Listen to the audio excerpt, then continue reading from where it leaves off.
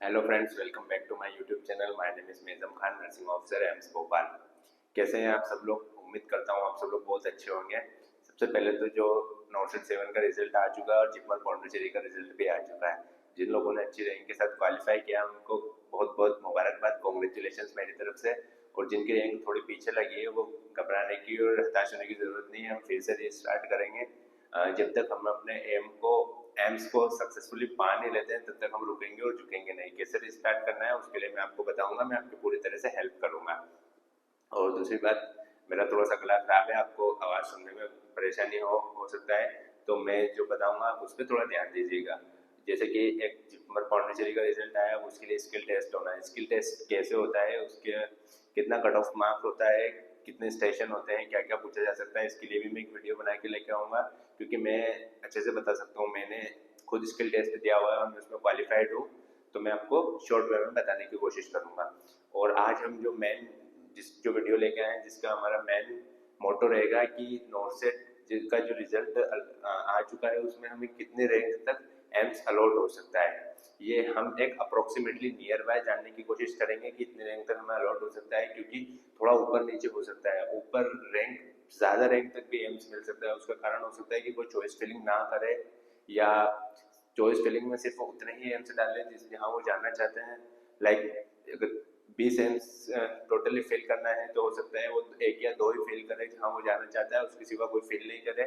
और एक और दो उनको नहीं अलॉट होते हैं, नहीं मिल पाते हैं, वो उतनी रैंक नहीं है कि वो अपने चॉइस फिलिंग वाले एम्स ले पाए, तो वो किसी और को अलॉट हो जाता है। मैं शॉर्ट वे में आपको समझाने की कोशिश करूंगा कैसे होता है। तो देखो, सबसे पहले नोटसेट 7 का जो रिजल्ट आज डिक्लेयर हुआ है उसकी हम अलॉटमेंट की बात कर रहे हैं रैंक वाइज, और ये अप्रोक्सीमेटली हम बता रहे हैं, एकदम एज इट इज नहीं है, लेकिन नियर बाय इतना ही रहने वाला है।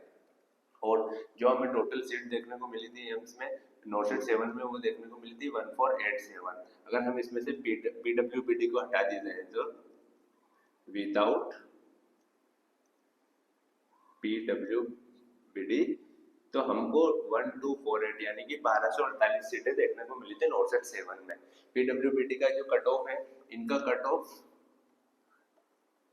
10,000 12,000 तक कहीं भी जा सकता है, उसका कुछ लिमिट क्राइटेरिया नहीं है, क्योंकि वो डिपेंड करता है कितने लोग एग्जाम दिए हैं। तो इसके कट ऑफ के बारे में हम बात नहीं करेंगे, हम main general, OBC, SC, ST और ईडब्ल्यूएस के बारे में बात करेंगे। तो यूआर से जो 112 सीट मेल की आई थी और फीमेल की 302 सीट हमको देखने को मिली थी, तो इसके लिए हमने एनालिसिस करके एक अप्रोक्स डाटा निकाला है। तो हम बताते हैं आपको कितनी रैंक तक आपको एम्स अलॉट हो सकता है, ऑल इंडिया रैंक। अगर आप यूआर कैटेगरी मेल है और आप ऑल इंडिया रैंक 320 और फीमेल से 480, अगर इतनी रैंक आपकी आ रही है तो आपको एम्स मिलने के 100% चांसेस है। मोस्टली मैक्सिमम चांसेस है कि आपको एम्स अलॉट हो जाएगा। वो डिपेंड करता है कि आप किस एम्स में कितनी सीटें, हो सकता है आपको मनचाहा एम्स ना मिले, लेकिन आपको एम्स जरूर अलॉट होगा अगर इतनी रैंक आपके पास आ रही है। तो ये एक हम आसपास नियर बाय बता रहे हैं, कि एज इट इज नहीं मान सकते आप। ओबीसी की अगर आप मेल है तो 780 और फीमेल है तो 1530, क्योंकि ओबीसी की हमको मेल 87 और फीमेल की 291 सीट देखने को मिली थी। एससी की बात करें तो एससी से 41 मेल और 149 फीमेल की हमको सीट देखने को मिली थी। और हम इसकी कट ऑफ क्राइटेरिया की बात की जाए तो इंडिया रैंक मेल 810 और फीमेल 2120। ऐसी कैटेगरी से अगर आप मेल है और मेल आपकी 810 रैंक और फीमेल में 2120 रैंक आ रही है, तो आपको एम्स मिलने के मैक्सिमम चांसेस है। मैक्सिमम चांसेस है कि आपको एम्स अलॉट हो जाएगा। एसटी की बात की जाए तो एसटी से हमको मेल 22 और फीमेल 64 सीट्स देखने को मिली थी। एसटी से मेल 3275 AIR, फीमेल की बात की जाए तो 3125।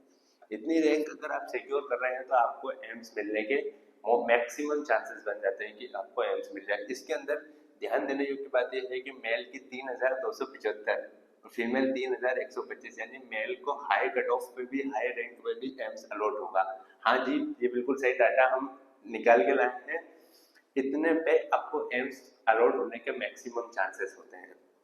AWS की बात की जाए तो AWS में मेल की 40 सीट हमको देखने को मिलती है, फीमेल की हमको 140 सीट्स देखने को मिली थी। यानी कि मेल में अगर आप 1115, फीमेल से 2055, इतने रैंक आप सिक्योर कर रहे हैं तो आपको एम्स मिलने के मैक्सिमम चांसेस हो सकते हैं। यहाँ पे जो ग्रीन मार्कर से जो मैंने लिखा है कि ग्रीन मार्कर से मैंने सर सीट्स लिखी है जो हमको नोटसेट 7 में सीट देखने को मिली थी, सीट्स।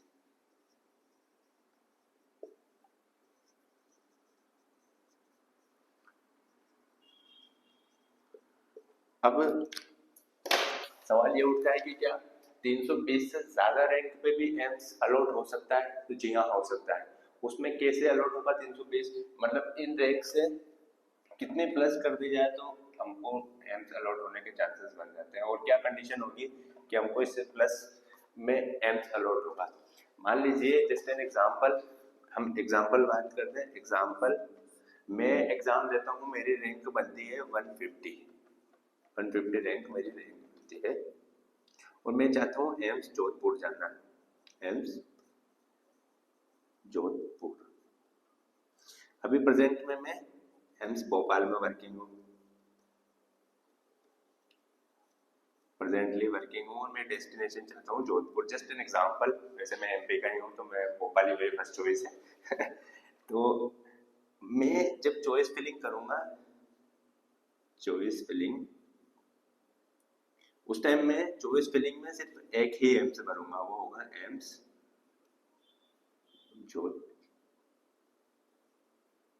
जोधपुर। अब मैंने सिर्फ चॉइस फिलिंग में एक एम्स भरा, और चूंकि मेरी रैंक 150 थी तो मुझे एम्स जोधपुर अलॉट नहीं हुआ। ऐसे एक एग्जांपल की बात कर रहे हैं, मैं एम्स जोधपुर मुझे अलॉट नहीं हुआ, तो मेरी जो सीट है ये ऑटोमेटिकली कैंसिल हो जाएगी, कैंसिल। और अगर मैं यूआर कैटेगरी से इसको फिल कर रहा हूँ, यूआर कैटेगरी से, तो ये जो है सीट यहाँ जुड़ जाएगी, यानी जो यहाँ जो 321 रैंक का जो बच्चा होगा उसको ये एम्स मिलने के चांसेस बन जाएंगे। जो पिच, उसको जरूरी नहीं जोधपुर एम्स मिलेगा, जो पीछे से जो एम्स होगा उसको मिलने के चांसेस बन जाएंगे जो उसने चॉइस फिलिंग में फिल किया होगा। तो इस तरह से हमको सीट बड़ी हुई देखने को मिलती, मतलब रैंक बड़ी हुई देखने को मिलती थी, ज्यादा रैंक में भी हमको एम्स अलॉट हो सकता है। ये हमने एक अप्रोक्सीमेटली नियर बाय एक क्राइटेरिया निकाला है कि इतनी रैंक अगर आप सिक्योर कर रहे हैं तो आपको एम्स मिलने के मोस्ट ऑफ चांसेस हो जाते हैं। अगर इससे आपकी रैंक नीचे है तो आप एकदम सेफ्टी है, सिक्योरली है, ये हमारा मानना है। आप खुशी मनाइए आराम से, और आप एंजॉय कीजिए रिजल्ट को। और जो मेरे दोस्त भाई लोग जिनका रैंक थोड़ा सा पीछे बना है, इससे थोड़ा मीन्स ज़्यादा ही पीछे बना है, तो उनको रुकने झुकने और हताश होने की बिल्कुल भी ज़रूरत नहीं है। जिंदगी का कोई भी एग्जाम आखिरी एग्जाम नहीं होता। आखिरी एग्जाम वो होता है जो हम क्वालिफाई करके सिलेक्ट हो जाते हैं। जब तक अपने डेस्टिनेशन पे नहीं पहुंचे हैं तब तक हमको लगातार मेहनत करते रहना है, और फिर से कैसे स्टार्ट करना है पढ़ाई को, इसके लिए हम एक वीडियो लेके आएंगे, बताएंगे। और जो क्वालिफाई हो चुके हैं उनको चॉइस फिलिंग कैसे करना है, और चॉइस फिलिंग करने के बाद कौन कौन से डॉक्यूमेंट्स उनको रेडी रखना है, इसके लिए मैं नेक्स्ट वीडियो बना के लाऊंगा। और जो जिपमर में स्किल टेस्ट देने जा रहे हैं उनके लिए भी मैं बहुत जल्दी एक वीडियो लेकर आने वाला हूँ। तो ऐसी इंफॉर्मेटिव वीडियो के लिए बने रहिए हमारे साथ। Thank you so much.